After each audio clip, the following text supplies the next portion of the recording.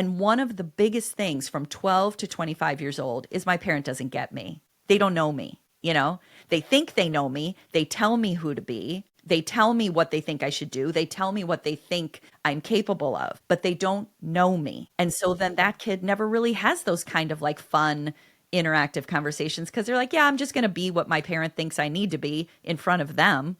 I'll play the role and then go be with my friends and other people who really do know me. So it's a loss if we don't recognize this. Yeah, that's heartbreaking.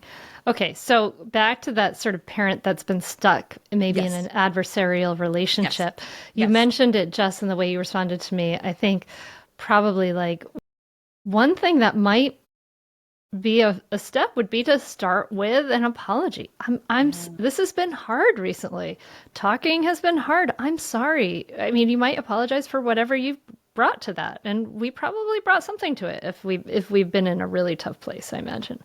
Yeah, taking ownership for our own energy and being like, I've always thought when I've been in stuck places with my girls that I've wanted to be a little more creative. Like, if I'm noticing that, you know, because they do go through phases where they don't talk as much. Like, we can't depend on long conversations all the time. It's not, I don't want to set up something that people think they're going to fail, you know, or they're like, well, my kid's not really talking that much. So, what are creative ways? Like, there was a mom and a daughter, she was 16 at the time, who were really struggling and they knew it and they were open about it. Like, we know we're both struggling. This isn't a, you know, a secret between either of us. And they came up with they're like, okay, we have our days where we're kind of frustrated, but every night that we're home together, let's go outside and watch the sun go down together and just do something that has nothing to do with anything. It's just something they both appreciated. Then they'd look at the stars, they'd talk about something different, and it wouldn't be this contentious mom daughter thing. It was more like, let's try and do this as much as we can. Busy lives, they couldn't do it every night, but that was when they started to kind of not dislike each other anymore, where they're like, this is something we do together and we enjoy this. And just a level, you're demonstrating of a level of commitment as a parent to say, I will do different things to reach you. Because too many moms or dads come to me and say, well, I'm just done with my kid. I don't get it. I don't want to dig into this. They're disrespectful. I'm done.